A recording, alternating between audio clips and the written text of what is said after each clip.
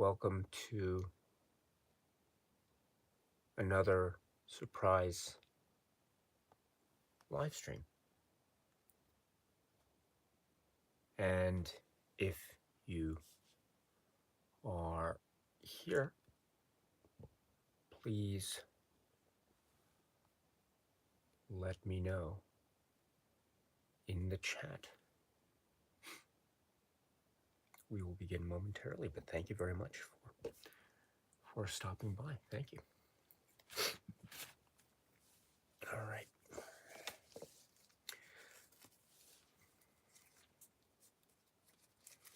So let's see. So this is just another random. I really should announce more of these in advance, but I apologize for that. But I am. Let's see here. Just setting up here. So, greetings from Tokyo, my dear friends. This is Daisuke, and I'm here with another what I call surprise live stream, which is just my way of saying maybe I'm not I'm not time management efficient enough to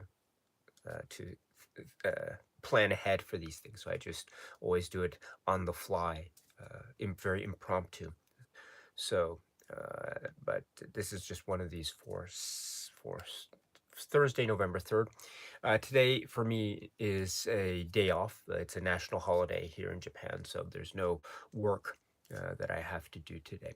And so I thought, given that, and also given that it's still morning hours for me, I can say hello in the way that I think is a very, very nice way to say hello and to hear from you, which is the live stream format. So here I am. So welcome, and just maybe we can have a quick chat about films and the like, and give you some updates here. It's been a little bit slow in terms of YouTube stuff, I admit, but I don't know when I can start picking up. It's one of these things where I had certain things that I was going to do, but then I was a little bit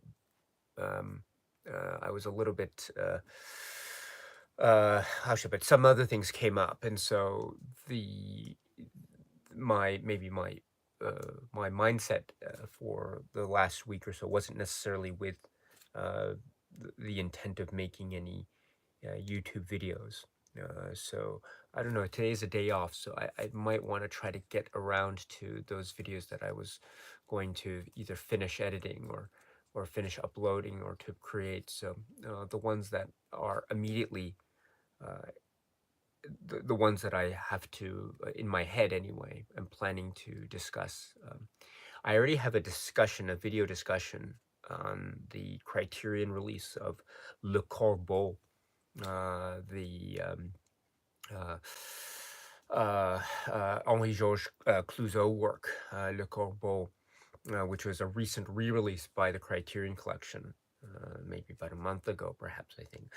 And so it's already uploaded, and I'm ready to press publish. But in terms of release order, the one that I wanted to release first was a discussion on the Atom Egoyan work Exotica, which had also been recently released by the Criterion Collection, which, if you haven't seen Exotica and you are interested in the works of Atom Egoyan, then the Criterion release is really quite fantastic, and I'll try to explain the reasons why I think so in that video. Hopefully I'll make it today. But my point is that if I can, the release order was Exotica was released first by Criterion and then Le Corbeau. And so just to preserve that as much as possible, I wanted to talk about Exotica. So if I can get the Exotica video done today and then upload it today, then I can also release the video that I've already done on Le Corbeau. So we'll see about that. And then after that was tonight, I have to get around to doing Carrie and the Dead Zone, which is also on the forefront of my mind. And then also to get started on the World Cinema Project videos. So I've already gone through the World Cinema Project #4 set. It is magnificent. It's absolutely magnificent. Um, and I can't wait. You know, the works of, like, Sofici or Madlador, but I think for a lot of people, perhaps, uh, the set's great for many reasons, and one such reason, and I know many people are excited for, is the film Chess of the Wind. I'm sorry if I wasn't coherent enough there, but Chess of the Wind, yes, which is, I think, the third film in that set. So it's on the second component, or the second sleeve part, or the second Blu-ray, if you're counting it in terms of Blu-rays. But it's a uh, yeah. If you're um, I know some people had already mentioned to me when had been announced that they had seen the film Chess of the Wind, and I admit I wasn't quite. I wasn't quite knowing what to expect when going in there, but um, it was a it, it was I had to stop after it was over. I had to stop, and I just had to walk outside because I needed some air. It was that affecting to me. I never quite felt that way in some time. In fact, I just needed to I needed some time. It was really quite unnerving. And I think I had seen it also. I'm speaking of the film Chess of the Wind. I think I'd seen it also around Halloween time, and I didn't quite realize it at the time. But I think Chess of the Wind was a really great choice for a film to watch over Halloween. It has that type of horror film, gothic film, almost ghost story like aspect to it, which is also like a murder mystery. And I like those. I like that type of style. It has maybe if we're thinking about a recent maybe a recent complement film. It has the feel of, like, I don't know, like an Agatha Christie mystery film in many respects, but also it has a suspense mystery aspect to it, and also it's a family drama of betrayal and deceit, and also it's a really creepy horror gothic film. And also it speaks a lot to the political and social climate. So, as well as the story of how it was restored, which is also a miracle. But so anyway, so Chess of the Wind, that's part of that set. So I'm very excited to talk about the World Cinema Project set again, one film at a time. I'm ready to go with that. It's just it's been it's been a little bit. I've been overwhelmed with a number of other things of late, so that I haven't been able to get to that. And then, of course, also after that, it's a Sound of Metal, and then Night of the Living Dead re-release, and then we get into works like Arsenic and Old Lace and The Lost Highway. So I've also begun to go through that. So wow, very exciting indeed. And then just recently, I got in the mail. I got these two, and there's a reason that I haven't been able to watch them yet. They're still in their plastic wrapping, but very, very exciting. And incidentally, too, speaking of before I get to some toys, is the Barnes and Noble sale going on? I'm not sure if it's going on yet or not, but I checked the website, and I don't see any half off markdown price or anything of that sort. So, but if anyone has any information, please let me know. Usually, if I hear that the Barnes and Noble sale is going on, I'll try to make a short a video or something just to announce it, in case people might be interested. But as of late, I haven't heard anything about the Barnes and Noble sale going on, and it's already November, so I don't know what's happening there. Maybe are there plans for that or not? I'm not sure. But in any event, going back to the current plans here, so that was those are the upcoming things, at least immediate. And then I was trying to get through as many of the the Criterion releases as I can. Again, starting with Exotica, and then Atomogoyan. So one more thing about Exotica, and then we'll get to the live chat. So it's a little bit of a sneak preview. Um, it's a great release. It's a very intense film, a very, very intense film.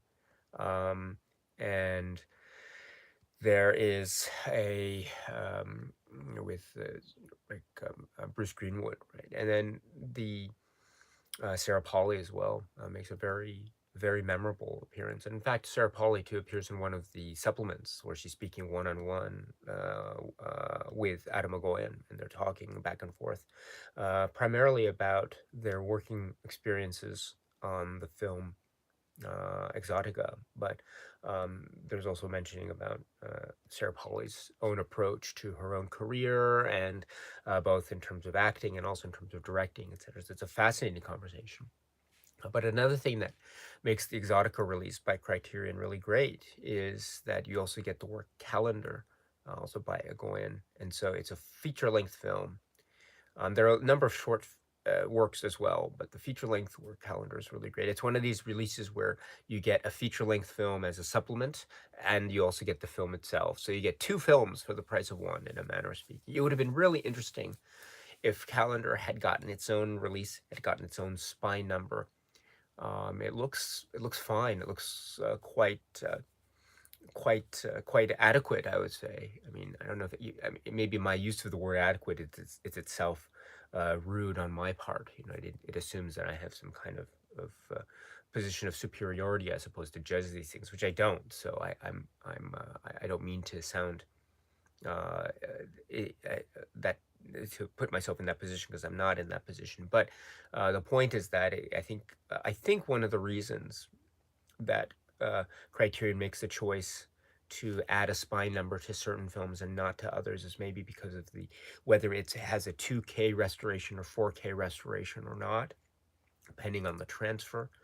Um, and maybe for those films whose transfers are perhaps not to the same level or degree as, say, a 2K or 4K restoration for a new work that hasn't been released in the Criterion Collection. My hunch is that, and again, I'm totally speculating here, but my hunch is that maybe Criterion doesn't add a spy number to those films and maybe just relegates it to the status of a supplement. And if that's the case, I would actually, uh, again, if assuming my speculation is correct, I would actually very gently express my disagreement with that approach. I think that there's something very, very important, I would say, about Criterion's place in cinema. And of course, we can of course mention Criterion and what has happened in recent times. The article that was published about um, the layoffs that have been happening, that have been reported at Criterion. So of course, and of course, the emergence of other physical media labels might, in certain markets, appear to be, say, in terms of sales, maybe triumphing over Criterion. Again, I don't know what the sales figures are at the Criterion offices. I can't comment on those matters directly. But my point is that maybe with there might be some debate as to how what is the quote unquote best physical media label out there, and maybe for some, maybe Criterion is not the answer. Maybe the answer lies for the other physical media labels. So I totally understand that. But despite those sorts of, say, debates or discussions which are ongoing, which are very healthy, by the way, despite those, there is still this very important place that I think Criterion occupies, and still occupies to this day, in terms of the way in which it seems to stand for a certain, say, representation of, and I say certain representation of cinema, and the accessibility of cinema, and accessibility of which, in particular, with regard to its connections in terms of the context of Criterion Voyager Company, and the long historical connection between Criterion's offices and Janus Films. Now, this is perhaps in many ways one of the key elements of this. And so this connection between the distribution of Janus films and the history of the distribution of Janus films in North America, and for many people, this is one of the key access routes of watching, quote unquote, world cinema. If we're talking about the ways in which people first began to be able to watch films of, say, Bergman or Kurosawa or Fellini, then you point to the distribution routes of Janus films. And so this is the historical context, essentially, by which Criterion now finds itself in terms of its connection. And it's still there, by the way. So in that way, Criterion has a very important place in terms of how one regards cinema, especially in today's forms of consumption. In that respect, I think Criterion, the fact that a film has a release on Criterion, I think has a lot of significance, and there's a lot of excitement, and a lot of attention is given to it because of the seal in the corner. Now, in that way, I would then very strongly hope that as many films can be given that type of attention where possible. Now, Calendar is a great work, I think, but the fact that it is a supplement, it doesn't get top billing, it doesn't get the top marquee on the cover art, for example. You don't see the word calendar. You have to look on the fine print on the back of the box. And so for a lot of people, maybe it doesn't get that attention because it's not part of the show. Maybe, Exotica is up there. And maybe I understand that maybe it has to do with marketing. Maybe it has to do with how many units that Criterion seeks to sell on a given product. And I can totally sympathize with that, right? Because at the end of the day, Criterion needs to sell product. And so maybe they might think that maybe putting Calendar, a film like Calendar, might or might not reach the same levels of, say, projected sales or projected purchases that, say, an other title might have on a Criterion, like Citizen Kane, for example, or even Exotica. But if that's the case, then maybe give it its own spine number within the same release or something, just plus Calendar. Maybe have divided it. I mean, they've done it before, right? They've had one singular release, but having it with two films and having each of the films given its own spine number, even if it's with a singular, thin, standard size Scanovo plastic casing. So, I mean, you see it in the World Cinema Project set, which I was talking about, which is you had the spine number for two films on one of those sleeves. So in any event, I wish that they would consider that, because I think it's a very important thing, and it also sends a very strong message too. And also in particular, Calendar. I'll try to talk about that in the discussion on Exotica, but it is a very quirky and quite a challenging work, because it really plays with the notion of what is quote unquote real and what is quote unquote fiction. And if you know the film Calendar, you know what I'm talking about in terms of who actually is in the film, which is really a surprising thing. I don't want to spoil any of those surprises in case you haven't seen it, but this is my way to set up this film. It's really great. And it serves as, and as Adam McGowan has mentioned, and I think the introduction to the film Calendar, which is part of the supplement, it is also a really great way. It has a great connection, almost a spiritual connection, with the film Exotica in terms of the use of video, in terms of the use of, say, past and present, the idea of memory, the almost fragmented nature of memory, also the Adam McGowan approach or style, which he acknowledges in terms of a almost a way in which various plot lines are fragmented, and they're presented in a way that is elliptical. But this also seems to be mirroring a type of psychological process of healing, in terms of going back and forth in one's mind as to the past, present, and even various points in the past, and how this is in many ways mirroring that process of say the psychological portrait, which we see in films like Exotica, and indeed also there's mention in the Exotica supplements here and there of the film The Sweet Hereafter as well. So in any event, that's the next up on on my agenda in terms of video discussions. So, but there's actually something else too. There are two other things I want to talk about. Before I do, let me get to the the chat here, and we'll go from there. So Matthew Lockwood, I'm starting at the top. Matthew Lockwood is here. Hello. The Swill Man. Isaac Martinez is here. Chiggers is here. Hello. Jared is here. Mike Eli is here. Finn. Hello. Christian's hobby blog is here. You're saying you're watching the Andrei Tarkovsky documentary on the Mirror release, or the Criterion Mirror release, I'm assuming. So that's great. Wonderful. Michael M.R. Mr. Excuse me. Sorry. Michael, hello. It's nice to see you. Seamus is here from New Jersey. Yes. Thank you so much. Excuse me while I have a sip of water here. It's always nice to see you, my dear friend. Buck Bell is here. Hello. Excuse me. You say, hey, Daisuke. Hope you're well. Greetings from Wyoming once again. Not sure how long I'll be able to stay, but I want to share that I watched Wes Craven's New Nightmare today and loved it. Ooh, very interesting.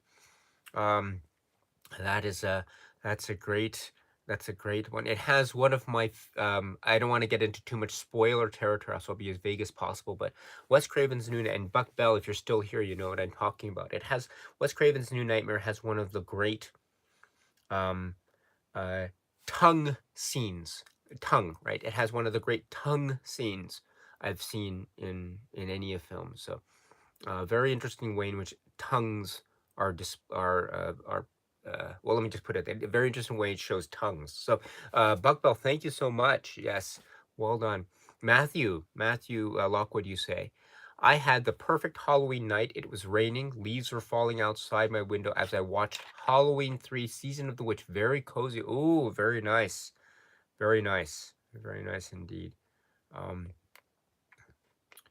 Yeah. Halloween 3. I love that film. Chessbox 47. Hello. Let's see. Do you know any of the filming locations from film Kids Return by Takeshi Kitano? Not offhand. So, sorry, I can't answer your question with any degree of satisfaction, I am afraid. But I do know the film. Let's see. And I do know, I do know, generally speaking, where they might have been shot, but I haven't been there directly. So let's see. Oh, late night double feature picture show, our dear friend. It's nice to see you. Yes, from greetings from Yonkers. Yes, and you're talking about the Indicator film Noir 5 Bogart. Oh, very nice. Very nice. Jared says, next week I'll be getting the 4K Blu-ray Steelbook release of Reservoir Dogs, and should be getting get a similar Steelbook for 8 Mile. Well done. Well done. I haven't gotten around to the 4K releases of the Tarantino films, but I know they're happening. I know, right? Pulp Fiction was there, and I got I have the I saw Once Upon a Time in Hollywood from a Blu-ray purchase that had happened immediately after it was, but that's also in 4K too, right? But I don't have that 4K either. But so I haven't spoken so much about Tarantino work except here and there, of course. But it's a very fascinating world. I think for me, I know a lot of people. Maybe I have to see Once Upon a Time in Hollywood more. I've only seen it maybe about 3 times on that Blu-ray, as I mentioned, and I think it's very fascinating. I think for me, the Tarantino work that is so so wow for me. It'll probably be Jackie Brown, and then Pulp Fiction. I remember, I was there in the '90s when Pulp Fiction was first just announced on the scene, as it were, and Roger Siskel and Ebert's glowing praise for it. And the news, the buzz that came out of Cannes, right? This new, Reservoir Dogs, of course, came before then. That also created quite a stir indeed. But it was, I just remember, yeah, that was a huge deal when it was first released with Pulp Fiction. And I remember the Siskel and Ebert review, and they were talking about the word, I mean, they were talking about many things. For example, they were talking about in their review, if I remember correctly, they were talking about the word correctamundo, in a scene that I think they showed a clip from the film Pulp Fiction as part of their TV show, Siskel and Ebert show. And I remember they were saying they were like happy school kids, Siskel and Ebert, like, oh, they were so happy. And they were saying, I think it was, this is so great. How this is such a creative film that they use a word correctamundo. Who uses a word like that, correctamundo? It's wonderful. And so that was a type of thing that they were talking about in terms of the praise they were showering upon Pulp Fiction, and rightly so, because it was, in many ways, in many markets, in many eyes of many people, it was a kind of game changer. And so that cannot be. I think that cannot be stated enough. Just how much of a game changer it was, I think, for a lot of people. And but I think for me, Jackie Brown is the summit for me of um, that is a work that I find so kind of so quietly powerful. There is a scene, and again, I don't want to get into too much detail here, but one of the things I love about films, I love it when we see a character thinking out an issue or a problem in sort of real time, and the camera just stays there, fixed on that character, thinking, what's going on, thinking. I love those scenes. And I can give right now 2 examples of thinking character scenes, moments in films that I absolutely love. One of them is actually a film called The Empire Strikes Back. And the film involves a character named Darth Vader.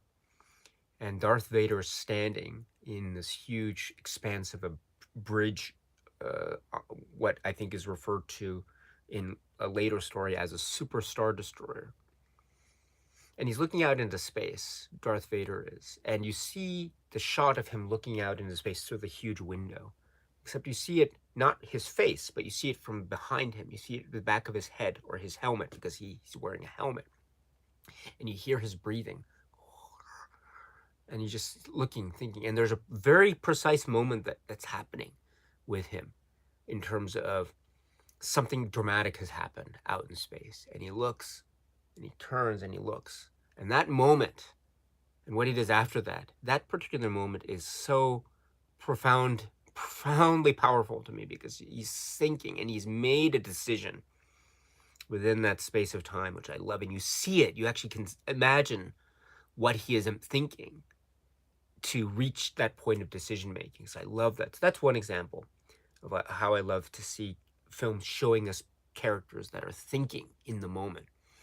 Another example is in Jackie Brown. That's why I bring it up. Jackie Brown, there's a moment where the character, one of the main characters, this is the Samuel L. Jackson character. You see him sitting, all this stuff's happening. Just what's going on? And just sitting there thinking, trying to figure out what's going on. And just the camera just zooms in on him slow, just closes in on him slow. He closes his eyes and he just thinks. And then he opens and he realizes. He makes some kind of intuitive sort of process, logical process. And he opens his eyes and he realizes he knows what's going on. And again, I don't want to say anything more than that, but that moment is so, that is like, I think that is probably the reason why I love Jackie Brown so much, is because that film, for all of the Tarantino style, and that ushered in, right, the idea of the mainstreaming of quote unquote independent cinema, the way in which this became a marketing tool in many ways, a very powerful and effective one for a lot of the places, at the time, like Miramax and things. Of course, now a lot of things have happened since then, as we know, but this was a big deal at the time. in terms of the ushering in of this new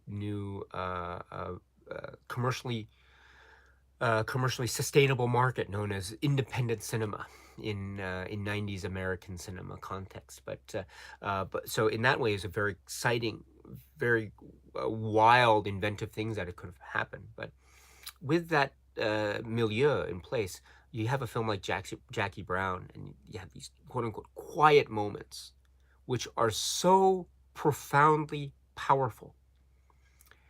That's what I love, and also I love Robert Forster in that film, and I love I always like I get fixated on words, for example, for Siskel and Ebert, they're talking about for Pulp Fiction, they were talking about the greatness of the use of the word correctamundo. I totally agree with them. For Jackie Brown, I love the way in which there's a conversation that Robert Forster's character is having. Max Cherry is his name, right? And he is saying something about something that happened to him and a kind of choice that he has made in his past. And he says the word, which is so innocent, and yet the way that he says it, the inflection in his voice, something about his mannerism at the time, I don't know, it's just it's so touching. I don't. He says the word cat pee.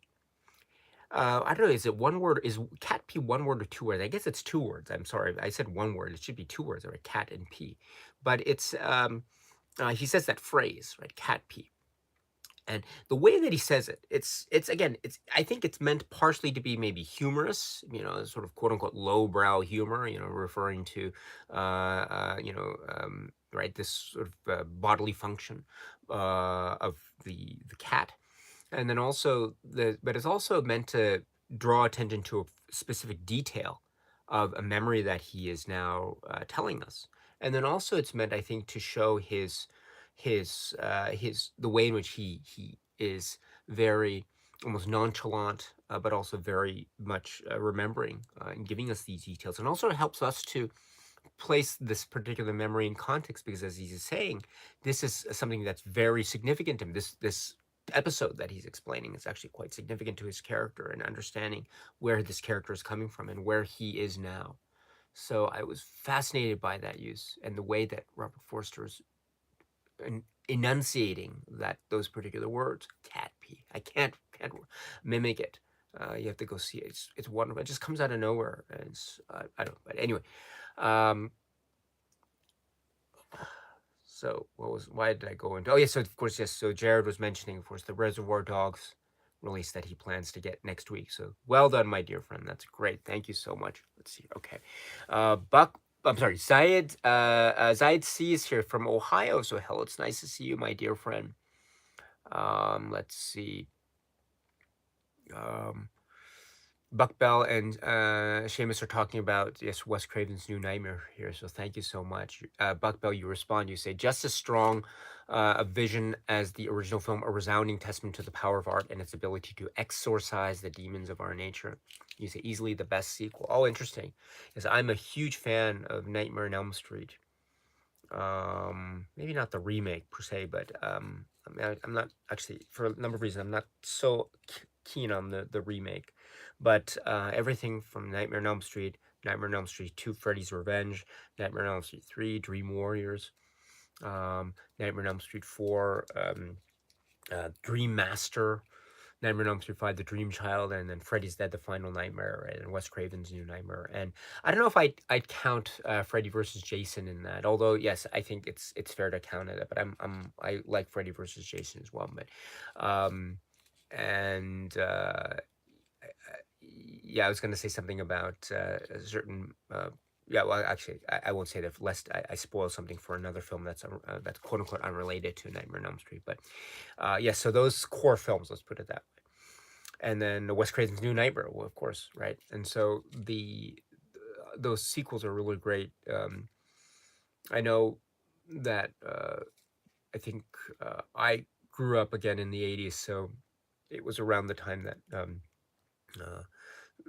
my life trajectory coincided perfectly with the VHS rental release of Nightmare on Elm Street 3 Dream Warriors. It was the perfect storm, and so it was great. And so there was a time where it was Nightmare on Elm Street, Nightmare on Elm Street 2, and Nightmare on Elm Street 3. And it was just it was I had a blast. I had a blast. And then there was a what was that? There was a kind of thing on TV. I forget the name of it. It was years later. It was a TV show. I was in America, and it was hosted by Robert Englund. And it was like they were giving out these. What was it? It was called the Horror Hall of Fame. And oh gosh, um, what's oh gosh, there was a great they were giving out these awards for like the Hall of Fame, Horror Hall of Fame, and so they were giving out awards to people like um, Roger Corman. And I remember Roger Corman when they gave out his award. I think William Shatner was there to announce his award and give it out to him. And then also they gave an award for Freddy Krueger because this was the year of the release of the film Freddy's Dead: The Final Nightmare, and it's in the title, Freddy's Dead. And so it was almost like almost like an in memoriam piece for the character Freddy Krueger, in a manner of speaking. But it also means to celebrate the legacy of the work in terms of horror films, modern horror films at the time. And so I think, what was it? Does anyone know what I'm talking about? This Horror Hall of Fame show, the TV show that was aired, and they had this great what was the name of that the comedian? He's passed away. He had that Roy Kinnear. Is that his name? Kinnear? What was his? You know, he'd say like, oh, you know, that guy. Kinnear, I think his name is. I forget. I'm so bad with my memory, so I apologize. But this was so great because um, they had the song. What was the song? They had all these clips edited together of all the Nightmare films. And you could tell too, Robert Englund was surprised. He wasn't expecting this. And he says, you can see a shot of him just when they say, and this is for Freddy Krueger. And they introduce the shot. And then you have a shot of Robert Englund, who's the host of the show. And he kind of, he looked surprised. So I don't think they told him that they were going to do this, which is nice if that was really the case. And so, and they had this montage of scenes from Nightmare films, and it was so cool. I wish I recorded that on VHS, but I don't have that VHS tape anywhere. I wish I can. You, I hope someone is it possible to see that on YouTube? It's, I think, the Horror Hall of Fame something show. Robert Englund. It would have been the early '90s, and they had a montage of the Nightmare film clips. And so I remember the song was a tossing and turning, turning and tossing, tossing and turning on and roll the bed, turn on the light, jump back to bed. It was the middle of the night, and they have all these clips, you know, of like Kirsten and the giant thing, and you know. So it's cool. So anyway, I love Nightmare on Elm Street, and one of these days, hopefully, if ever they release whatever it is, will Shout, Scream Factor release the box set of Nightmare films? I don't know. Will that ever happen? Has anyone ever? I don't know. It's always been hoped for, I think, and to follow in the footsteps of, say, the Friday the 13th set or something like that, or the Omen set or something. The Fly set. It would be so cool if they had, or Halloween. What am I saying? It's the Halloween films. It'd be so cool if you could get a a real great set of the Nightmare films. Oh, with their own individual cases. Oh my goodness. Whatever they might plan for 4K, I don't know if that's in the works. Maybe it is. No one's announced it yet. But if it is, that would be so great. Ah, so great indeed. And then of course you have, I think, right, the issue with, for example, Nightmare on Elm Street 5 is you could only get the quote unquote unrated version, I think, on VHS at the moment. And so, you know, you have to check on the cover. It had that little yellow sticker or something in the corner that says, you know, the unrated version. And when I say unrated version of, say, Nightmare on Elm Street 5, The Dream Child, you'd have, say, the expanded scenes involving certain, say, scenes of character deaths. There's a particular scene involving, say, the a doll and this type of feeding, which is I think expanded in the unrated versions. Actually, I prefer the unrated version of Nightmare on Elm Street 5, Dream Child. So because it does. I use this phrase on purpose. It does flesh out certain scenes with a much more robustness, in my view. But in any event, yes, Nightmare, Wes Craven's New Nightmare is fascinating, um, and the makeup and the look and the atmospheres and the idea and the concept is it's like a fairy tale too, which I really love. It has that fairy tale idea and storytelling, as you indicated, Buck Bell. It's at the heart of this. Really fascinating stuff. So anyway. Thank you so much for sharing that. Again, sorry for indulging myself in my love for Nightmare on Elm Street, but hope you can forgive me. So up next, Film Europa is here. Hello, it's nice to see you. Very, very nice to see you. Matthew Walkwood asks about Isabelle Huppert. Oh, yes, yes. You say she's my favorite contemporary actress. Oh, she's one. Oh, wow. And so bold. And well done. All right, so Jared says he has to go. Great. JB was here just checking in. Daisuke, what's on your menu today? Oh, thank you so much. So again, it's a day off for me. No work today because of a Japanese national holiday. I do have some errands to run, but it'll be pretty quiet. But so I might hopefully take the opportunity to catch up on some video discussion recordings that I've been falling behind on. So yes, thank you. What do you have any plans? I'd love to hear about those. JA 1969 is here. Is that vinyl or laser discs on the shelves behind you? These are laser discs. And these are they go up from the top here and they go around here and then they go here. So they are these are the Criterion laser discs from the first spine numbered release, or non-spine. Actually, it's not spine numbered at first, but it was it later got a spine number, which is Citizen Kane, the very Citizen Kane releases, and all the way down to the last spine numbered release, which is Armageddon. So I think uh, it always reminds me to every once in a while you'll get the conversations maybe in the forums or something. Why is Armageddon in the Criterion Collection? Why is The Rock or Armageddon in the Criterion Collection? And it leads into certain types of discussions, I suppose. But I don't. While those discussions are fine to have, I'm okay with those. I don't like to participate in those sorts of discussions myself because it's yeah, for certain reasons I don't like to participate in them directly. But if we're going to talk about, I'd love to talk about Armageddon, actually, that release, because one of the key reasons I think that it's in the collection is that it is in fact a uh, almost a carryover from the Criterion Laserdisc days. Now, I don't know what the situation was in terms of rights and releases at the time. I don't know what the actual contract says, that contract between Criterion and the rights holders of the film Armageddon. So I don't know what that says because I've never read it, but one can assume that there might have been the ability for Criterion to have certain of its titles that were in the later stages of the Criterion Laserdisc catalog then be part of the early DVD release period of Criterion. And indeed, Armageddon, if my assumption is correct, Armageddon would fall within that umbrella very nicely.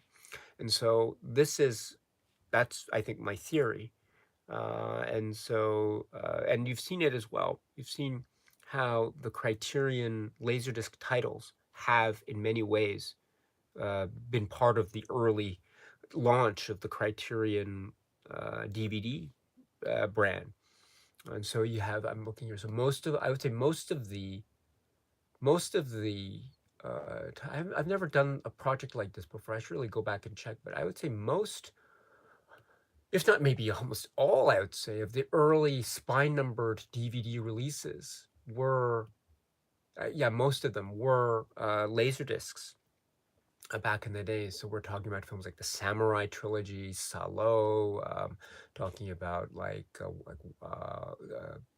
Killer and Hard Boiled. Those were Laserdiscs. Seven Samurai, right? And let's see, right?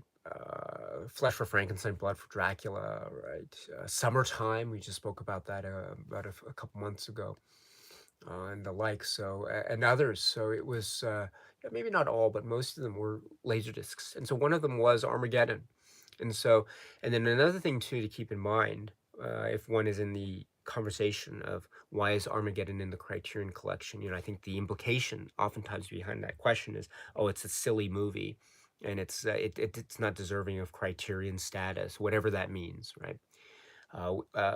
If that's the premise of that kind of question, I disagree with that question entirely. I totally disagree with it. But um, another parallel point to make up, or to bring up, not make up, but to bring up, would be if we accept the premise that, or that one of the reasons why Armageddon was released in the Criterion Collection was because of its being carrying over its status as a Laserdisc title back in the day, and it's in fact the last Criterion Laserdisc spine numbered release. And if that is the case, then we also have to remember that the Criterion Laserdisc catalog has such a wide variety. It has such a wide variety. I mean, I'd love to see, and for instance, it has the people, right? It has. I'm looking just on the shelves right now. It has films I don't know. It has The Rock. It also has Evita, The English Patient. I remember I was a long time ago. I was active on Facebook forums, Facebook pages, and I was engaged in a conversation with someone in one of the Criterion groups, I think, and it was so against The English Patient, the film The English Patient. It's like, I think it's like, if do you know Seinfeld? Do you know the character of Elaine?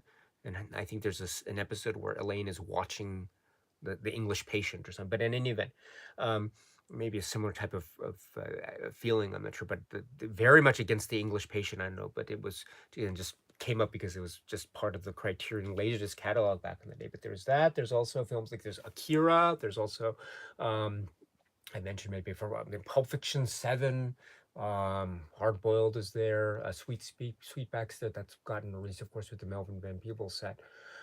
Taxi Drivers here, Close Encounters of the Third Kind, West Side Story, Casablanca, Lawrence of Arabia, 2001: A Space Odyssey, Halloween. Two releases of Halloween by the two releases of Akira by the two separate releases, two separate spine numbers. Very fascinating. Let's see, Doctor Strangelove. Oh gosh. I mean, they're now got releases now, but back in the day, before they got their Blu-ray releases and the like, there were films like Pink Flamingos and Polyester and the like. So Ghostbusters is here as well. Gosh, I'm just trying to. Dead Presidents, Boogie Nights, Train Spotting, Super Cop. Let's see.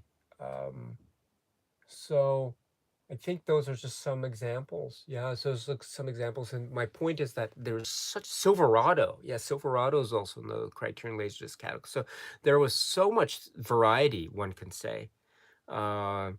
And there might be titles actually that, if one were to have, within the context of that kind of conversation, one might say, why is that in the Criterion? So the point that I wanted to bring up is that Armageddon being in the Criterion catalog right now is actually a really cool thing, because it's actually indicating a nice reminder of just how how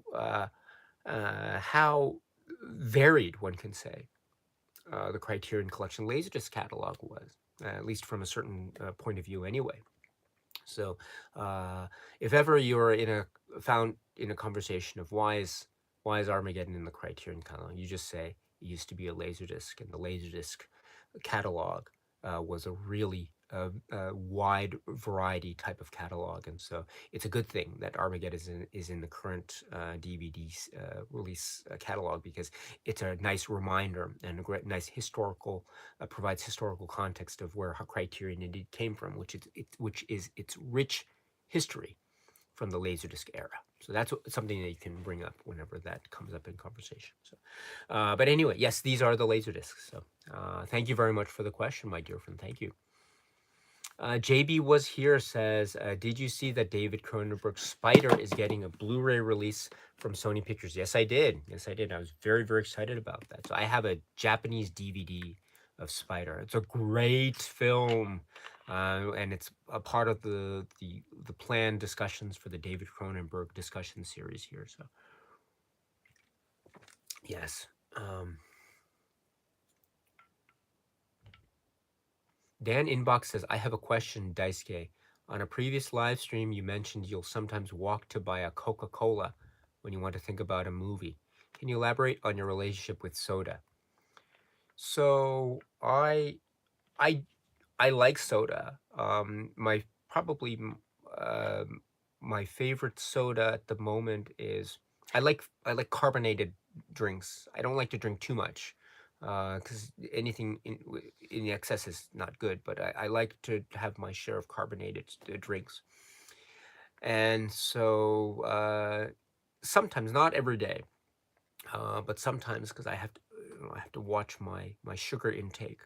But when I feel like I can be within a comfortable intake, then I will have a soda. And so, uh, I like Coca-Cola. Coca-Cola is available here in Japan. Pepsi is available here in Japan, although maybe not as prevalent, perhaps, in at least my immediate vicinity as, say, Coca-Cola, but still available. Once in a while, I'll find Dr. Pepper, Mountain Dew. Um, my favorite soda of the moment probably is it's a soda called Mitsuya Cider, which I really like. It's a Japanese soft drink. Um, that's my favorite soft drink, I think, or yeah, uh, a sweet soft drink of the sort. So yeah, so I I don't drink a lot, and I don't drink every day. But maybe I'll have, like, I don't know, like a, especially lately, I won't have like a can of soda a day, but I'll have, like, I don't know, maybe I'll have uh, one or two little cans or little bottles of soda, maybe a week, maybe one, two, or three a week, something like that. But nothing. But that's pretty much it. So, not even three. Actually, just, yeah, one or two. Actually, that's it lately. But it's I do enjoy sodas very much. I have a sweet tooth, so I like sweet things, and I like sodas, and I like. Although when I go to the movie theater, I don't go to the movie theater that much anymore. But when I go to the movie theater, I always have an iced tea or something if they have it available, or coffee. Um, I drink more coffee than I do soda, so I drink a lot of coffee. So Seth Wash says, hello, Daisuke. Hope you're doing well and getting ready for a good weekend ahead. Does anyone have a confirmation on Barnes & Noble 50% off sale? Looking forward to some new Criterion experiences. I don't. Yeah, I have no idea. If anyone else has any news, please let me know. Let's see. Oh, Matthew Lockwood talks about Gummo. Ooh, very interesting. Very interesting. Well done. Owen Peterson is here from Portland again. Oh, it's nice to see you. Yes. Yes. Were we having a? Please correct me if I'm wrong. I apologize. A lot's been on my mind lately, but we were having a conversation before about what was it? What was it called? I want to say, if I get the name wrong, I'm sorry. Cinema 5 in Portland. Is that right? That's the student-run theater. Please correct me if I'm wrong.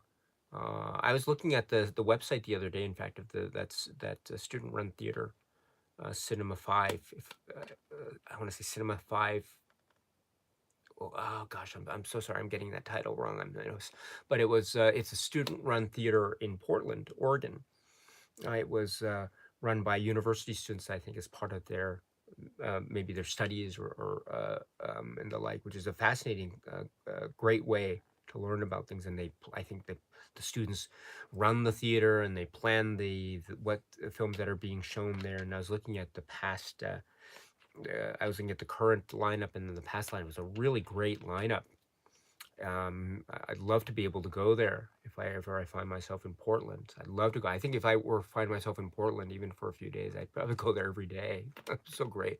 I don't know if you have concessions. I mean, speaking of soda, if you sell popcorn and soda, I'd love to go there and have a sit down and watch a movie there. But if ever I find myself in that part of the United States one of these days. Henry and Trooper Film Productions from Texas. Hello, it's nice to see you as always. Seth Walsh continues. Cure and Lost Highway are on the top of my list. I'll be making a trip to my local Barnes & Noble this Saturday to see if there's a sale. Can you tell me if Barnes & Noble, yes, if anyone has any info about the Barnes & Noble, so please give me a message. You know, as soon as I get the confirmation from people who are quote unquote on the ground, I will then of course, happily update my channel accordingly. So thank you. Speaking of Cure, the Kurosawa film Cure is right here. I haven't opened mine yet. Um, very, very excited to see this. I love this film so much, and I think the less known about it before watching it, the better. Don't read up on this. Um, there, there are there are a lot of things to say about it. Genuinely creepy. Oh, all right, okay. So, if you ever get a chance to talk, and we've got to talk about this one soon. So. Right. Let's see. Just scrolling down here. Yeah. Oh, Isaac says, I talked to someone from Barnes & Noble, and she told me that the Criterion 50% sale starts this Friday. First time Barnes & Noble has been late with this sale. Oh, Isaac, thank you very much. Has that been the first time? I don't know. I'm not so up on my Criterion Barnes & Noble history, but I seem to recall that maybe this might have happened once before, maybe during the outbreak, the beginning of the pandemic outbreak. I'm not sure, around that time, but in any event, um, yeah, that's totally understandable. And still, if they start on Friday, that's still uh, pretty early in November, so totally cool if that still happens, right? Late Night says, I heard unofficially Friday, November 4th. Great, great. We'll keep an eye on it there. Thank you so much for that. Michael asks, Daisuke, do you have a particular upcoming release from the remaining of 2022 you're most excited about? I don't know what's on the agenda here. Let me check. What's coming up? I guess someone mentioned Spider, which I'm very excited about here. I suppose also, you know, I was about to get, because I don't have it yet. I was about to get the order the Dawn of the Dead remake, the Zack Snyder Dawn of the Dead, which I don't have. And then lo and behold, what do I find but announcement from Scream Shout Factory that they're going to release Dawn of the Dead, the Zack Snyder's Dawn of the Dead on 4K. I think it's in January, I think. So hold off on my purchase there. That's very exciting, I think. I guess also, I don't know. What am I excited about? I'm not sure actually what I'm excited about. Um, I did. I'm usually quite late about these things, and I don't. I don't. I tend to be a little bit. I don't tend to get something that is released immediately, except for the Criterion release. Although, of course, let me take that back, and I uh, totally left me for a moment there. But the Arrow Shaw Scope, the Volume 2 set, right? That's coming out later this year, right? So I've already pre-ordered mine through the Arrow website, so I'm very excited about that. Very, very excited about that indeed. Um, yeah, very. Oh, Groundhog Day is now coming to 4K. Is that right? Oh, that's very cool. I love that film, Groundhog Day. Any other ground? I hope there are other Groundhog Day. Right, um, my favorite line from Groundhog Day, the Bill Murray film, Groundhog Day. My favorite line from Groundhog Day is WrestleMania. Oh, that's a great line. So anyway, so Groundhog Day is coming to 4K. That's really cool. Right. I'll have to see if I can. Let's see what else. Um, oh yes, also I mentioned before, I finally put in my orders for, thanks to the wonderful uh, super chat and super thanks contributions and Patreon contributions that a number of people have left behind, given to this channel. I'm very grateful for that, and thanks to your lovely monetary donations, all of that has gone to purchases of Blu-rays. I think that money, part of it will also help to go towards, someone mentioned, to the David Cronenberg film Spider that's going to get a Blu-ray release. So I'm going to get that. I really want to get that one because it's very important too. Because I don't think that's gotten a Blu-ray release yet. So very important indeed. So thank you very much for that. Also, I was able to get some titles. I've been holding off on the 4K titles of Star Trek.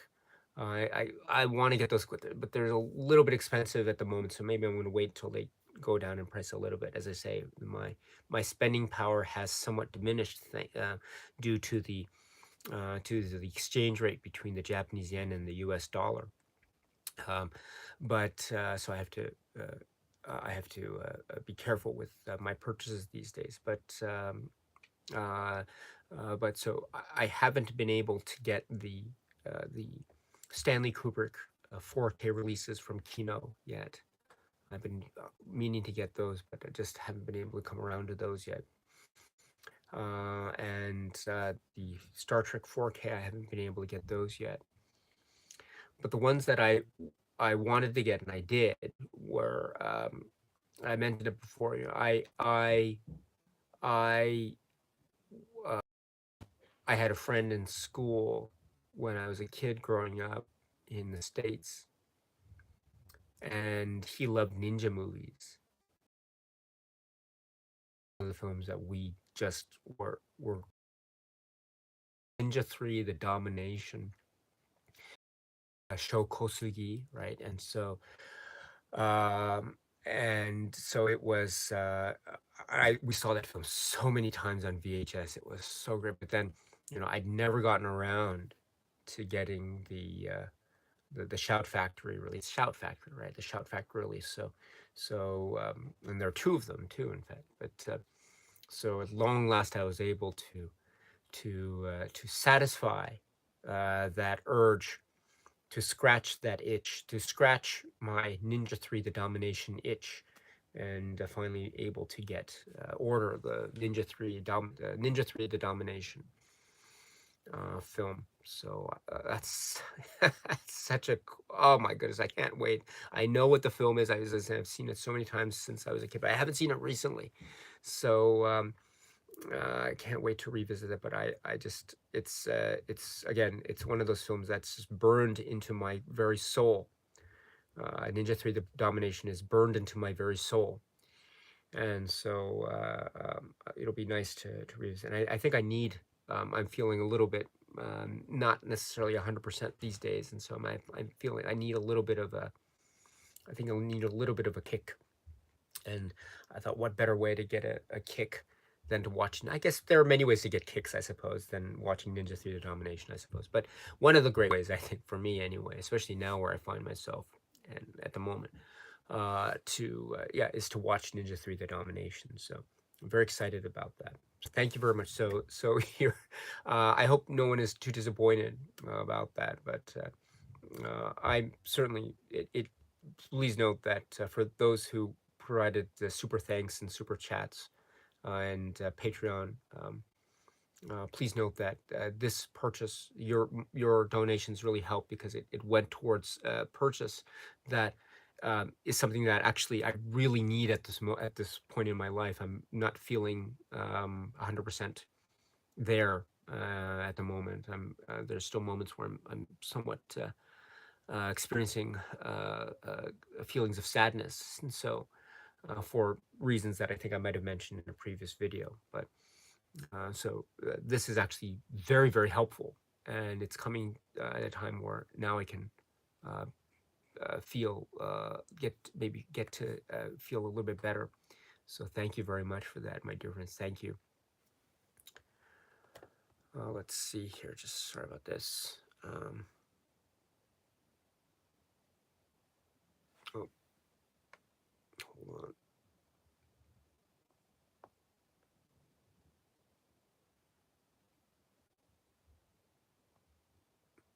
Give me 1 second here. Okay. There we go. All right. There we go. I think my internet's a little bit spotty today as well.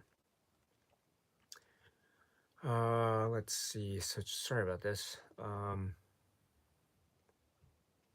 Is the internet connection okay? I don't know. Well, I hope it is. Okay, there we go.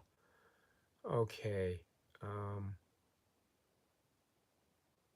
Mikey, Sam Kinnison, thank you so much. What is it? Did I say Roy Kinnear? Sorry about it. Sam Kinnison, thank you.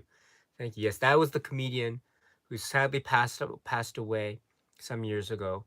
But yes, he was the Sam Kinnison. Oh. And he had a joke at the time about Sony, this big like monster that's eating up Hollywood and has a name. It's called Sony. So that was it had he had that joke there as well. I don't know, I wasn't so keen on that joke, but in any event, had that great appeal about him with that he just screamed into the mic. Yeah. So sorry, Sam Kinison, not Roy Kinnear. Sam Kinison. That's a completely different person. Thank you so much. But thank you. Just wanted to get that there. Thank you for correcting the record. I appreciate it. Let's see. All right. Let's see. Scrolling down.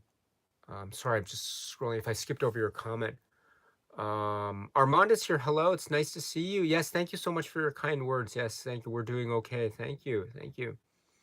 Warmest regards, my dear friend. Thank you very much for your lovely comments too. Titanfall, hello.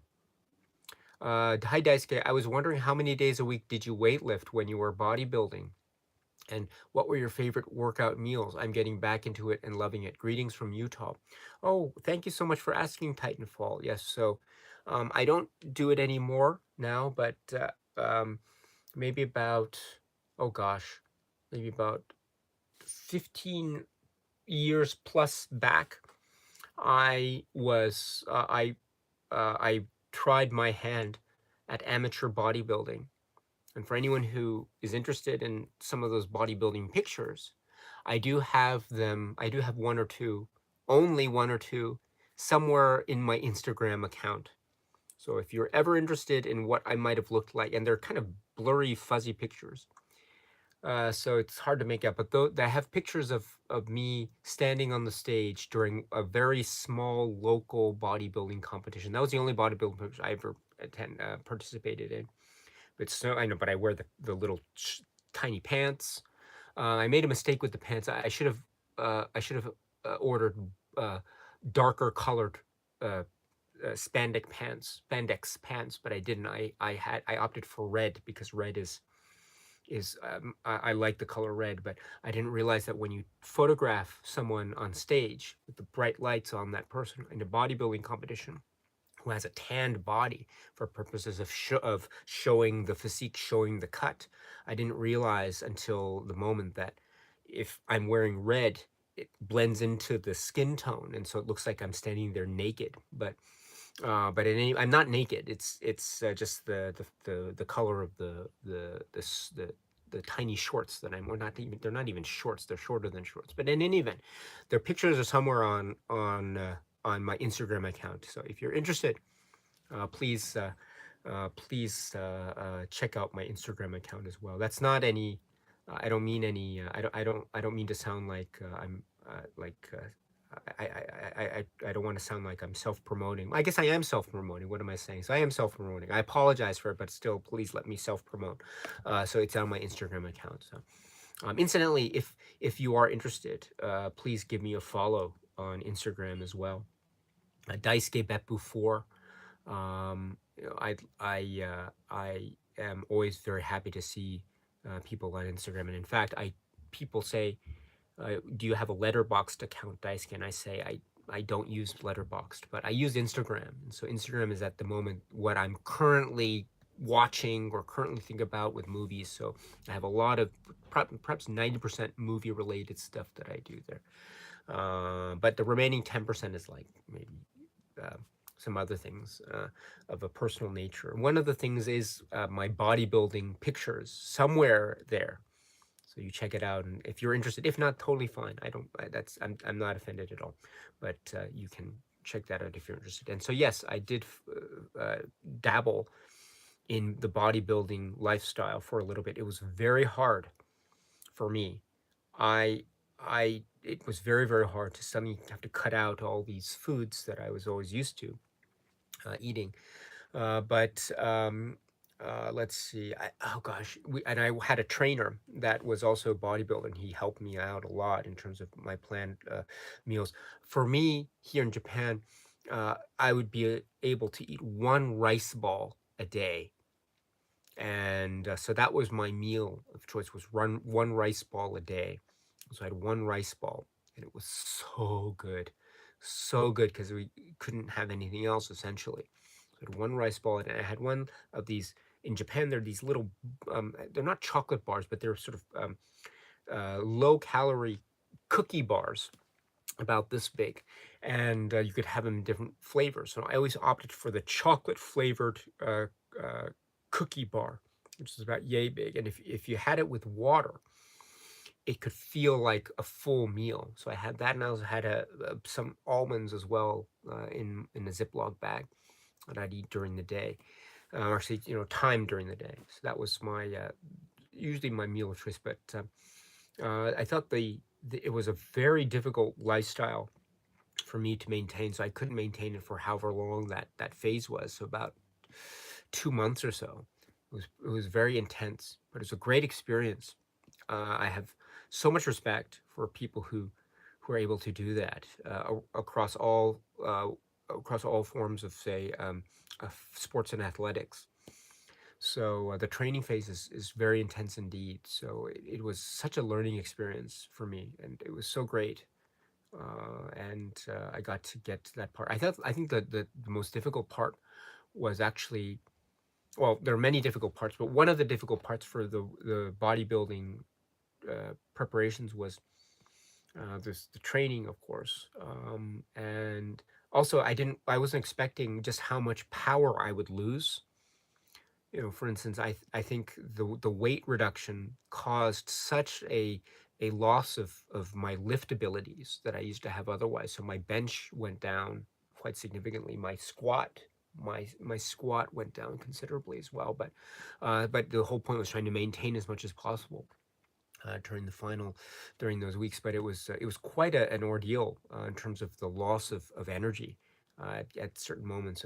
I wasn't quite expecting that.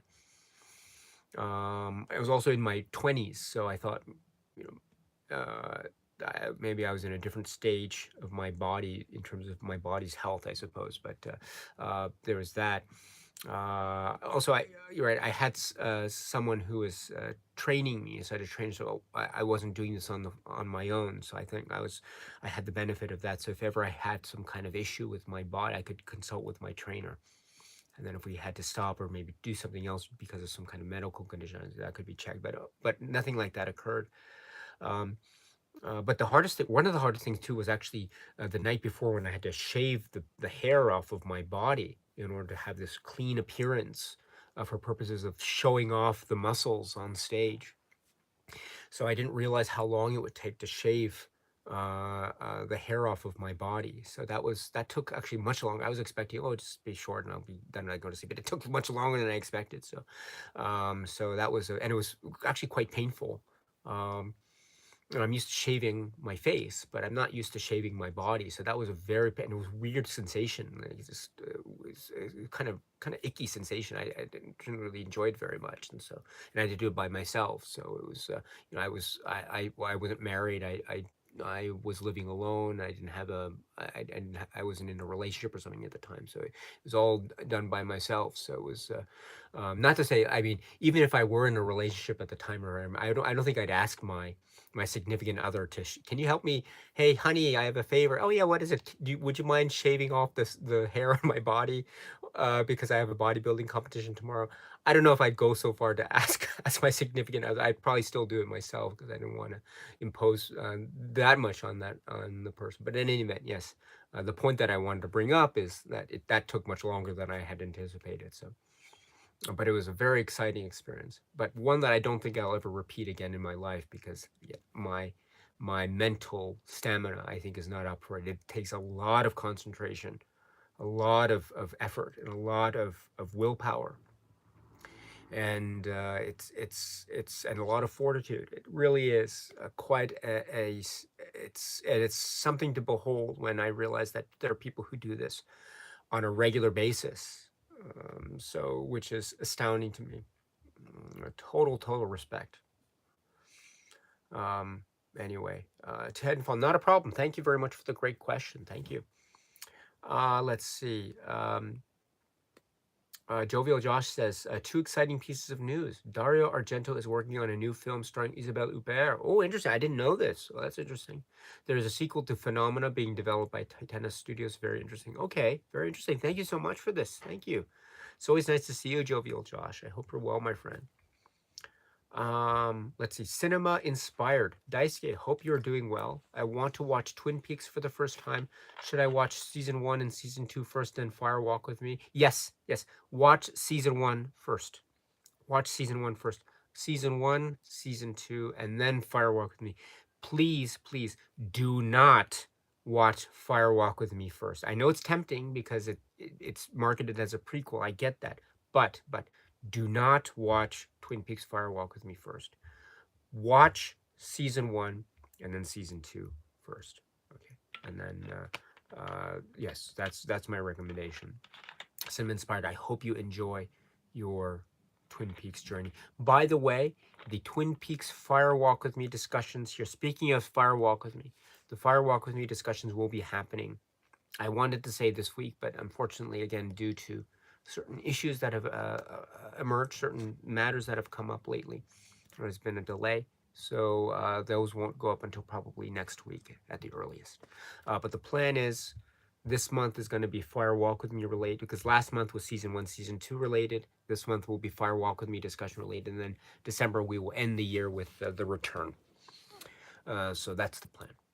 Hopefully I can keep that that within the bounds of this year, which is the plan. But I'd love to do that. Oh gosh, I can't wait to talk about the return. I can't wait to talk about the return. Anyway, okay. So cinema inspired. I hope you enjoy your Twin Peaks journey, my dear friend. In from Majin is here. Hello, it's nice to see you. Jovial Josh says also I watched Tenebrae. Oh, great, great. Yes, yes, Tenebrae. Uh, that is. That is such a great great film. Um, you know the music is so cool, right? The theme, the Tenebrae. I love that theme. I can't mimic it very well, but it's that theme where it's like, you know, that's the theme to Tenebrae.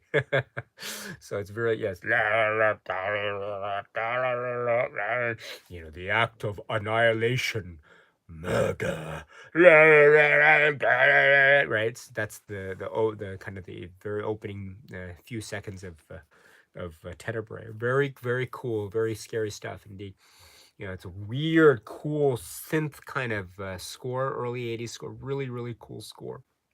Um, but really, you know, could you know the character from the film, separate film? It's called The Dark Knight Rises. There's a character there called Bane, and Bane has this mask, you know, What does he say in the film early on in Dark Knight Rises? He says, "No one cared who I was until I put on the mask." And what is it? No one cared who I was till I put on the mask.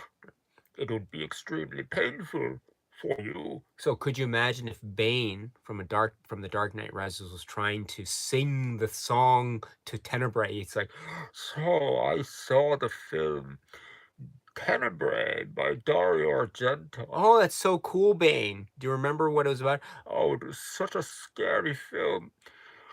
And it would be extremely painful for you if I were to explain it, but I will try to sing the theme song to Tenebrae.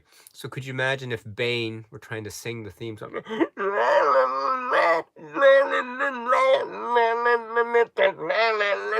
So that's Bane trying to sing the theme song to the Dario Argento film Tenebrae. But anyway, I'm so glad that you saw the film. It's really quite. It's up. It's in my top three. It's always there in my top three. And any given day could be my number one favorite Dario Argento film. Yes. Seth Wall says, um, Freddy Krueger has a classic tongue scene. Yes, that's right. Yes.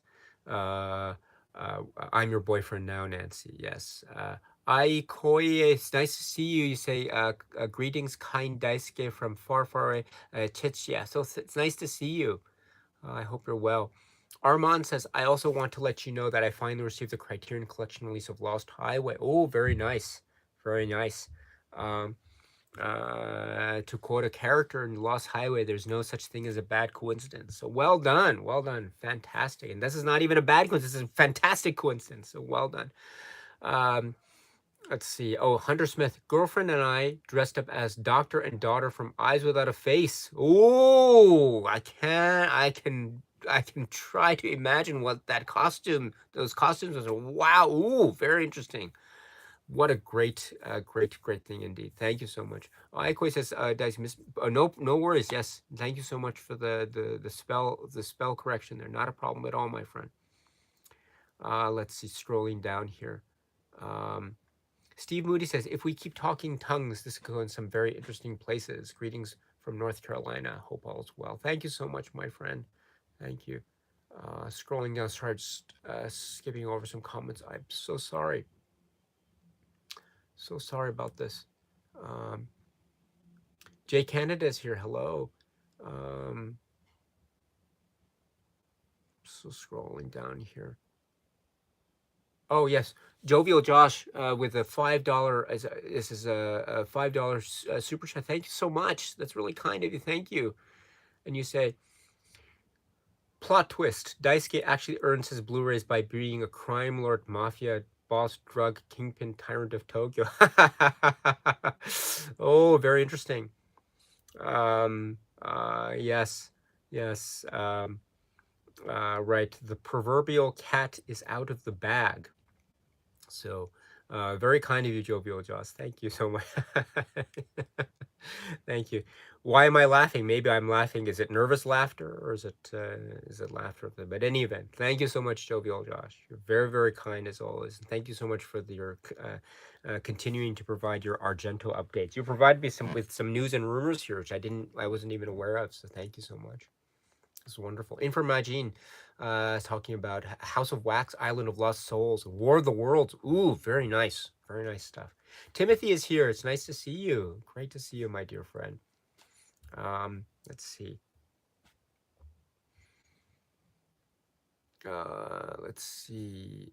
Scrolling down. Sorry about this. Just in the interest of time, just scrolling down. Sorry about this. Sorry. Information says the full Horror Hall of Fame shows up on YouTube. Oh, is that true? Okay. Thank you so much for letting me know that part. There's, I think, Elvira is there talking about Universal monster movies or something. Or no. I apologize. Elvira's there, but there's something about Universal monster movies. Bela Lugosi is also right. Bela Lugosi is honored, which is a lovely kind of tribute to his legacy. So yeah, oh great, I'll have to check that out. Thank you so much for letting me know. Thank you. Let's see. Scrolling down. So Seth Walsh is here. So I know you have to go. So thank you so much. Scrolling down. Sorry about this. Oh, Charlie Kaufman. So I was mentioned. Yes, those are really. I haven't spoken about the works, but uh, you know, it strikes me. I really have to. Maybe I should try to discuss it. But I had such a profound experience watching Eternal Sunshine of the Spotless Mind the other when I was younger. And so I really try to, yeah, yeah, it was very, very. It coincided with a lot of things. I think that not everything, but there were some things that could be said to be somewhat relevant to where I was at the time of my life when I saw it. But yes, yes. I'm sorry, scrolling down here. Oh, cool. Thank you.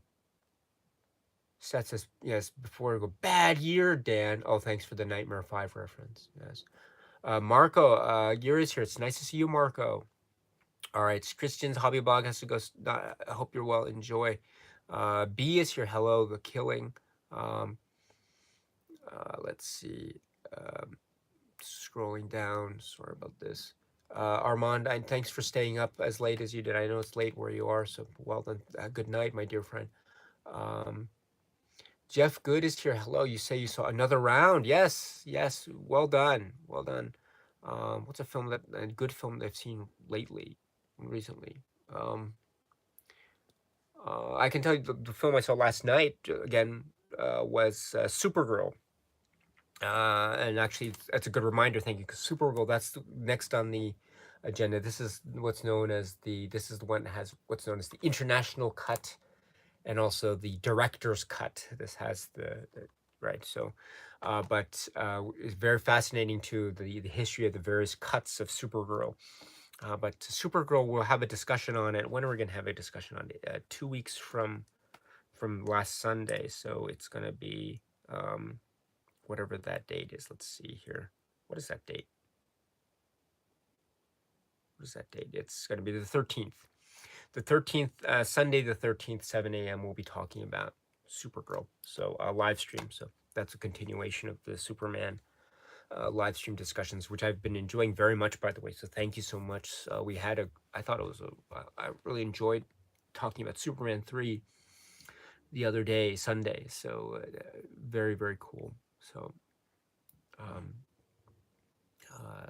so next up is Supergirl, Helen Slater. So, it'll be great to try to channel my inner Faye Dunaway, power of shadow up here, so I can't wait to talk about that. Yeah, it's so cool.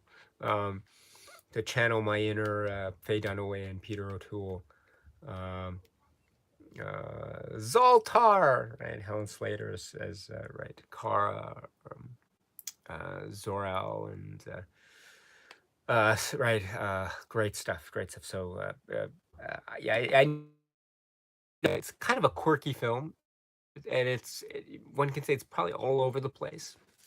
But Supergirl, I'll talk about this when we get to the live stream. I saw this in the theater too, early 1980s, 94 or something. I saw it in the theater, and I remember it was my mom, my dad, and me. We went to the theater. They took me to see it in the theater, and we were the only people in the theater watching Supergirl. It was quite a lonely experience on the one hand, but it was also fine because or at least I was absorbed in the film much late during the course of it, and I enjoyed it very much.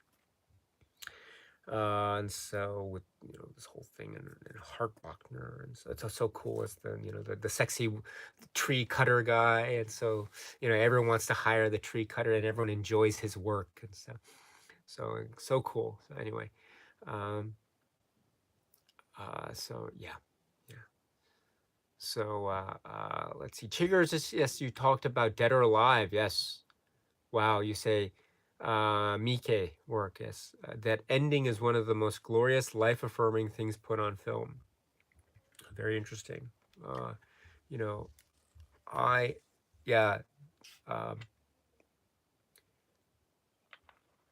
I think maybe I have to put Dead or Alive soundtrack, you know, especially what's played at the beginning of Dead or Alive. I have to put that on my list of music to play at my funeral. Yeah, that's a keeper as well. So far, what are so the Dead or Alive opening music, the Gonk, also the end music for the Michael Mann film Thief, and what else? What else? What are some other songs that I'd like to play at my funeral? Those are ones that those are so far what I'd like to play. Maybe I'll have to expand the list somehow. Um, oh gosh, I don't know. Maybe Love Shack, B-52's Love Shack. Like uh, I like the idea of having a celebratory time at my funeral. If ever again, I hope my funeral. I think for my sake, I hope my funeral is a long way away. But yes, but you know, I'd like to think to have a nice send off. Maybe B-52's Love Shack. And I like to have people standing up, you know, just standing up dancing, you know, and just singing the Love Shack. It's a little place where we can get together. Love Shack, yeah, yeah, right. A Love Shack, baby, yes. So that would be cool to sing at my funeral. But anyway, yeah. So Dead or Alive as well. That would be so cool. Oh, so cool, so cool. Oda is here. Hello. You say Cure is amazing. The most frightening film I've seen. I think. Ooh, wow, great praise. Yes, I'm totally with you. Totally with you there. There's a way in which the Koji Yakusho character, that's the name of the actor who plays the main character here, Takabe, I think his name is, right? There's a way in which I don't smoke, but the way that he holds a cigarette and smoking at a very key sequence, it is very alluring and mysterious. Let's put it that way. So very, very, yeah, well done. Well, there's a way in which his hand goes like it's quite fascinating. You know, yeah. Well, I'll gonna say something. I'll just let that go. So, um, Gavin Logan is here. Hello, you say. Sadly, the oldest film festival, Edinburgh Film Festival, went into administration. Along with the best cinema, the Film House went into administration last month. Gutting. I'm so. Oh, that's really sad news. I'm so sorry to hear that. I'm very, very sorry to hear that. Hmm. Um. Oh gosh, that's really sad. BC is here. Hello. You said now they tell us just paid full price for the Jean Dielman Blu-ray. Oh, you're talking about Barnes and Noble. Yes. Maybe you can return it and then maybe return it and then purchase it again during the sale. I hope. But anyway, I hope you're well, my friend. Thank you. Marco mentions I caught Cure on the Criterion Channel. Yes, definitely picking up the Blu-ray. Yes, it's really good. Really good. Yes, Chiggers, piano song that plays in the intro to Cure is incredible. Yes, you're talking about the dun dun dun dun dun. Yeah, that one. Yeah, it's so cool. Yeah. And then like the way in which the title's Cure. Yeah, it's so cool. Yeah. Very cool. I don't know what you're talking about. Hunter, happy to support Daisuke. Always, you're very kind, my dear friend. Thank you. Yes. Okay, just scrolling down here. Gator. Yes. Let's see. The trick is to buy VHS and DVD while they're still selling for $1, even if it's not a Criterion release of the same movie. Yes, it's a very, very, very strong point, and it's one of the reasons why I'm very much 100%. I love VHS and I love DVD, and DVD should stick around as long as possible. So just scrolling down here. Let's see. Oh gosh, I have to go soon. So, oh, Fallen X 100 is here, my dear friend. Thank you so much for stopping by. Thank you. Let's see. Oh.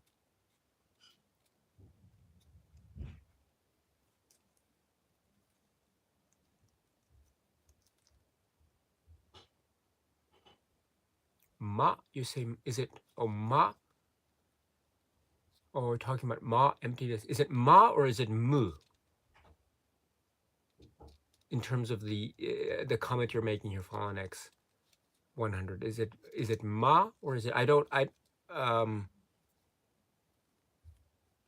maybe I'm mistaken. It could be mu, but again, I'm not sure. But anyway, this is a very, very good point. You have this idea about this concept of quote unquote emptiness, which is also if the concept is mu, then this is also something that is oftentimes discussed in the context of, say, the works of Ozu, Yasujiro Ozu, by the way. Well said, by the way. Well done, Fallen X 100. Well done. I hope you're well, my friend. Thank you. Jovial Josh again with another super chat. Oh, additional. Thank you. Wow. Thank you so much. You say, I'm sorry to hear you're not 100%. Hope this helps a little. Thank you so much. Yes. Very, very kind.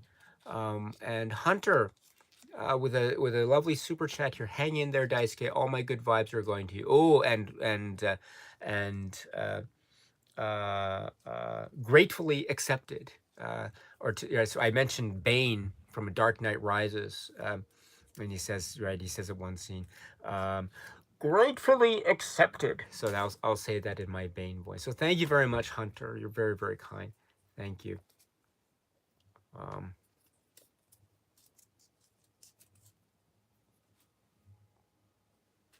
Well, thank you so much. Fallen X 100 with a great discussion of Miyazaki. Well done, yours. Yes.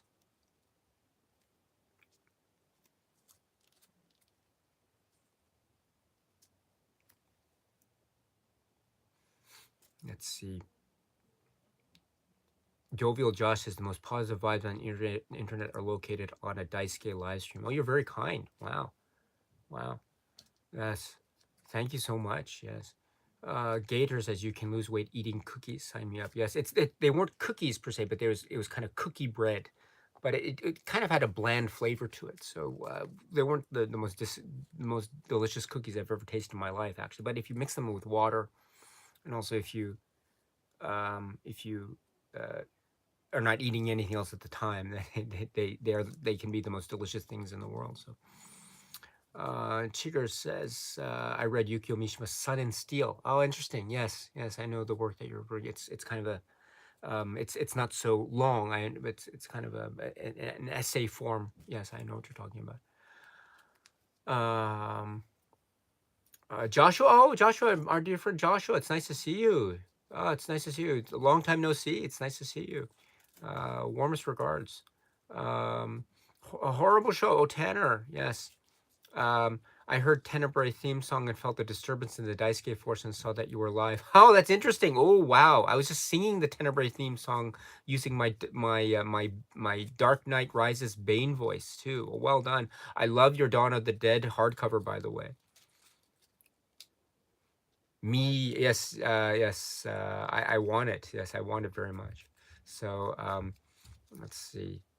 I'm scrolling down. All right. Jovial Josh says, if Bane was in Tenebrae, that would be my number one Argento rank. Yeah. Could you imagine Bane in an Argento movie? Be like if right, um, right. Could you imagine Bane singing the theme song to Suspiria? You know, it's like the dun dun. Dun. There are three. There's just, there are three witches in the background. Dun dun dun. Dun. Could you imagine Bane singing the theme song? Dun dun dun dun. And there are three witches in the room. So I'm like, oh my goodness, Bane. I love you, Bane, but just turn down the volume a little, so that sort of thing. But or maybe if could you maybe let's go even further. So Bane is in the role of Susie Banyan in the film Suspiria. So it'd be like Bane arrives, um, uh, right. Right. What does the narrator say? I always forget. It arrives in Freeburg at 10:40 p.m. local time or something. And Bane arrives at the airport and goes into the rainy thunderstorm of the um, of the outdoors there of the airport, and goes in. Yeah, it's a stress. And like, and what are you talking? Oh, it's a stress. Okay, we'll drive there. And then like, I tried to get into the school from the storm, but no one would let me in. You know, the blue, or something like that, and be like, uh, oh, no, Sarah, the footsteps are going to the left. They're going to the left. So right, so and then they're trying to give. Could you imagine too if they're trying to give Bane the wine? It builds the blood. It builds the blood. So could you? Oh gosh, that would be a totally different movie. Suspiria, starring Bane. Wow, what an experience that would be. But anyway, um, or could you imagine Bane in the role in Phenomena? You know, I love insects. And could you imagine Daria Nicolodi? You love insects, Bane. You love insects. Yes, I love all insects. Don't kill the bee. Let the bee rest on my finger. And Daria Nicolodi, no, kill it, kill it. No, Daria Nicolodi, no, no. The bee must live. I love insects. I love all it. Oh, Bane, what is so? That would be cool. So, could you imagine too the final fight? Oh gosh, wow. Anyway, I don't want to get into too many details about Phenomena, in case you haven't seen it, but Phenomena starring Bane. That would be quite a cool deal indeed. But anyway, sorry about that. What was I talking about? Anyway, Will, hello, Will. Hello, you say hello, Daisuke. I picked up Mike Lee's Life is Sweet. Ooh, Life is Sweet. I love that film so much. That is so warm and dark and very, very profound, and getting at very serious issues of say self-worth and family, and also, oh gosh, relations in the best possible sense of the Mike Lee cinematic style. Well done, well done. Will says, would you recommend Secrets and Lies or Nakedness? Yes. I saw Secrets and Lies in the theater so many times. Oh my goodness. Secrets and Lies. Oh, um, oh my goodness. Oh, you're making me want to go. Mike Lee. Mike Lee's one of my great dreams is to talk about the works of Mike Lee on this channel as well. Naked is so powerful. And I've quoted it before, but I'll say it again. I'll say it out of context, but there's such a powerful quote in Naked. I don't want to say it. I don't want to say it because I know you haven't seen it yet, so I'll reserve quoting it now. But it's so, what a great film. Joshua Brunstein, our dear friend Joshua Brunstein. Gondry's films are really special, tactile in a way that feels nostalgic and melancholic. Brilliant filmmaker. Well done. Well, Ken of the Legion is here. Hello. It's nice to see you. Nice to see you. Horrible Show. Oh man, we did top 10 Daisuke soundtrack list. Horrible Show. We need a 10 or a Horrible Show top 10. Horrible Show soundtracks. I'd love to see that as well. Top 10 soundtrack lists as sung by Bane. We could do that series. You want to do that? Do you want to do another 10, or do you want to do another YouTube collaboration? Let's do that. We can do top 10 soundtrack choices as sung by Bane. So what would be one of them? Let's see. What would be another Bane choice? We don't have to go with Argento. Maybe we could go with like could you Friday it's Halloween but Halloween is forever, right? Halloween is forever. Could you imagine Bane singing the Friday the 13th theme song? So that's Bane trying to mimic the Friday the 13th theme song. So that would be be a completely different experience, I think. Going to or could you imagine taking Bane to go sing karaoke? That would be cool. My choice to have Bane sing the song "Can't Take My Eyes Off of You." That would be so.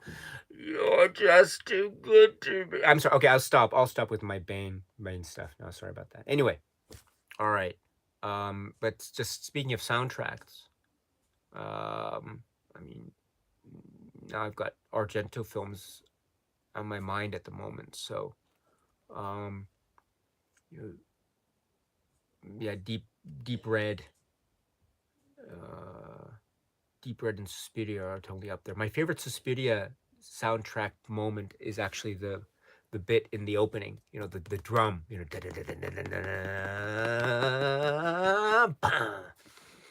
that's my favorite bit, and also the bit in the the opening or the theme, the Suspiria theme. You know, it goes into wow wow wow wow wow wow wow, and it goes into the prog rock rendition of that's I love that wow wow wow. I love that's so cool. That's so cool. And so let's see. Oda says the House soundtrack is getting a new vinyl release very soon, I think. Oh, very cool. Very cool indeed. Wow. Wow. Matthew James is here. Hello. It's nice to see you. You say, I'm doing a 30 days of Criterion month with one a day. Any out of the box recommendations? Oh, gosh, I don't know. You could say any of them.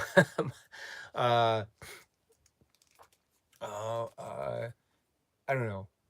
Double Indemnity, The Girl Can't Help It. One that Fishing with John, Kanoa, The Tree of Life. Gosh, so many, so many. Anything from the Bergman box. Say thrown as Notorious. It's thrown as Hitchcock film. Yes. World Cinema Project. Check out the World Cinema Project. Chess of the Wind, for example. Yeah, yeah.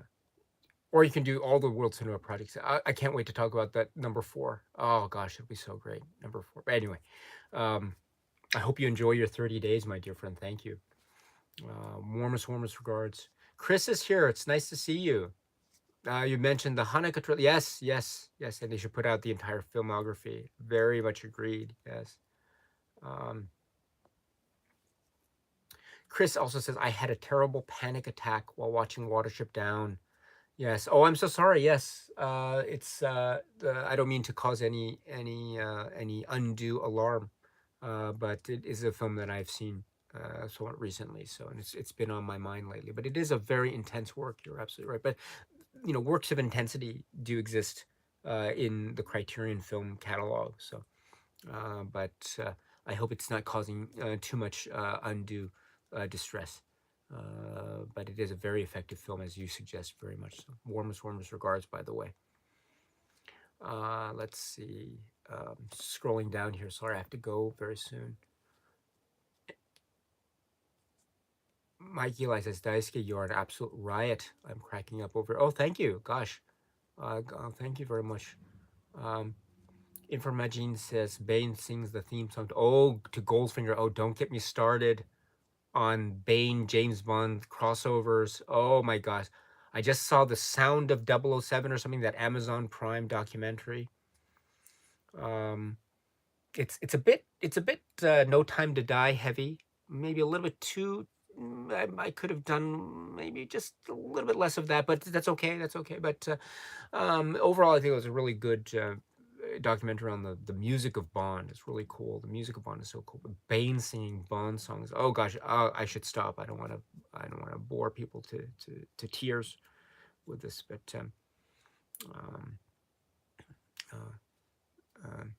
oh yeah, just skip. Let me do one. So okay, so you mentioned Goldfinger, but maybe we could do something, I don't know, like the Tom Jones song Thunderball. So he strikes da da da da da like Thunderball. So could you imagine Bane singing Thunderball? So he strikes da da da da da like Thunderball. Sorry. All right. Horrible Show says, dude, that prog rock part is killer, man. Yes, I agree. Wow, wow, wow. I love that. Although, yes, I will also have, at the same time, my heart also belonging to both that theme and also the Tom York. I love that Spirium. Oh, gosh. Let's see. Matthew James, thank you for the suggestions. Fishing with John is a must. Yes, I agree. As Patrick is here, just watch Notorious for the first time and thoroughly enjoyed a different feeling than most Hitchcock movies I've seen. Yes, yes, it's so cool. There's one there's um you know, like whenever I don't know, like I don't know about you, but uh, I'm I get very forgetful at times, and sometimes I forget where I put my keys. Really, I forget where did I put my keys? Where I put my keys? Every time I think, oh gosh, I forgot where I put my keys, I think of Notorious, the film Notorious. Faded VHS. Hi again, Daisuke. I'm excited to watch Godzilla against Mechagodzilla in the theater tomorrow on Regal Cinemas. Celebrate Godzilla Day in the U.S. Oh, very interesting. Oh gosh, what a great film. Oh gosh, yes, yes. You know, I I remember like um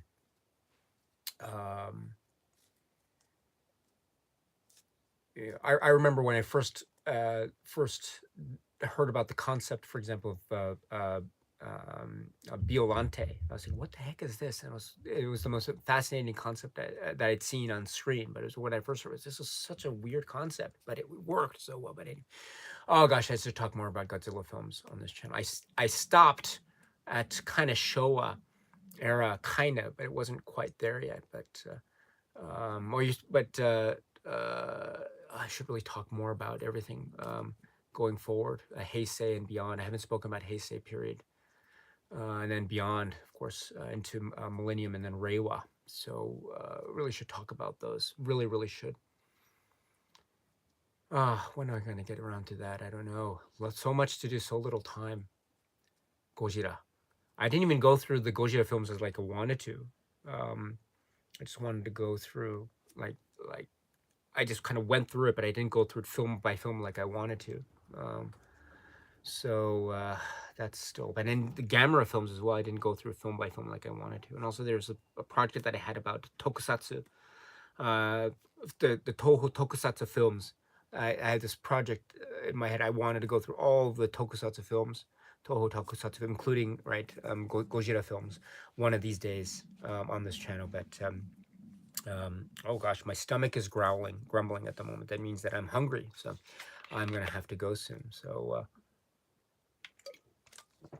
um, but right, maybe to quote a little bit from the English dub of what is it, Godzilla 2000? What was it? Right, I think there's a little bit of Godzilla in all of us. So to paraphrase. So to end on that note, let me say. I have to go. Thank you so much, my dear friends, for stopping by, and for your kindness and patience and your overall support and love of cinema, which is always so life affirming. It really is life affirming. So, and then all of your interest in my background, for example, my very boring and dull background, and the like. So, thank you so much for this. And I'm. Uh, I'm very, very grateful for the interest and the care and the consideration that you give towards me and towards others as well. Very, very, very appreciative always. So thank you, my dear friends. I hope all is well, and we will talk again very, very soon. So cheers. Thank you. I was going to end with my Bane Tenebrae, but I'll leave that. You can check out this earlier part in this video if you're interested in that. But anyway, my dear friend, thank you so much. Pedro, you made it just in time. I'll just say a quick hello and thank you. Horrible show. Thank you so much. Faded VHS, Infirmary, Matthew, everyone, thank you so much. Joshua, thank you so much. Oda, warmest regards. Patrick, thank you. Faded VHS, everyone, warmest regards. I'll talk to you soon. Cheers. Cheers.